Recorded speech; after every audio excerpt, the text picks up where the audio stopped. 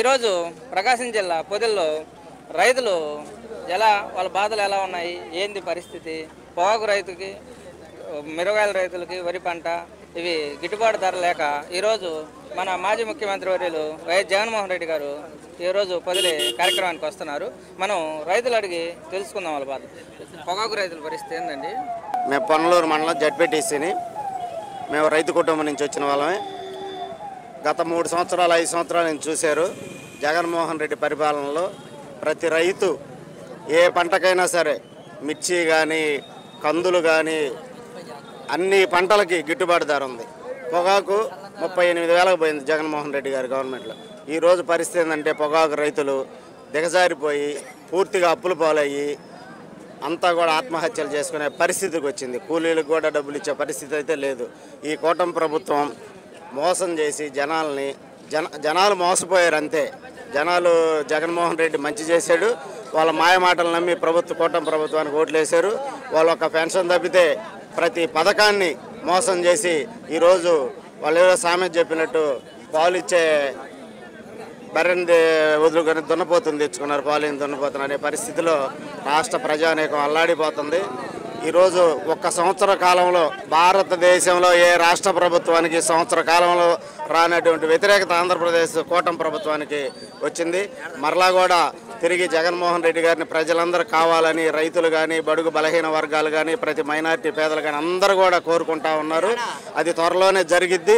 ఎప్పుడు ఎలక్షన్ జరిగినా కూడా జగన్మోహన్ రెడ్డిని మళ్ళీ సీఎంగా చేసుకోవడానికి రాష్ట్ర ప్రజానీకం సిద్ధంగా ఉంది. అయితే ఇప్పుడు కూటమి ప్రభుత్వంలో ఏమంటున్నారంటే, మాకు ఇన్ని సీట్లు వచ్చాయి, ప్రజలు ఎంత మద్దతు లేకపోతే ఇలా వచ్చినాయి అని ప్రజలు అంటున్నారు. కొంతమంది ప్రజలు ఏమంటున్నారంటే, అది నిజమైన గెలుపు కాదు, అది ఒక ఫ్రాడ్ జరిగింది, దానివల్లనే గెలిచారు, ఈవీఎంలలో గెలిచారని కొంతమంది ఒక వర్గం వాళ్ళు అంటున్నారు. దాని మీద మీ అభిప్రాయం? నిజమే. ఇప్పుడు 40% ఓటింగ్ పర్సెంట్ వచ్చిన వైఎస్ఆర్సీపీ కనీసం అన్నా కూడా 60-70 సీట్లు రావాలి.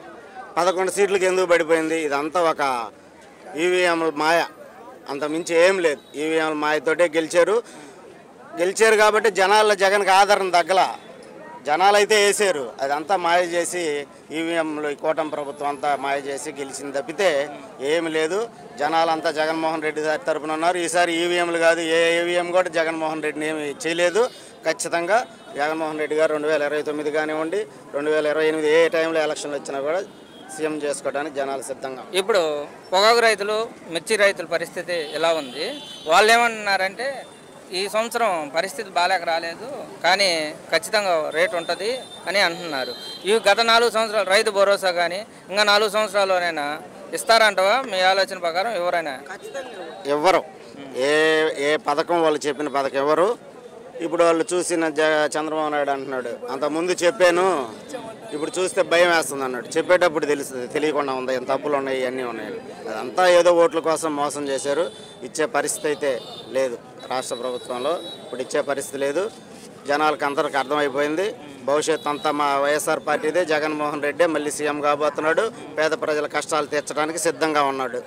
ఓకే, చూస్తున్నారు కదండి, కొండేపి నియోజకవర్గ ప్రముఖ నాయకుడు రైతు ఇలా చెప్తున్నాడు.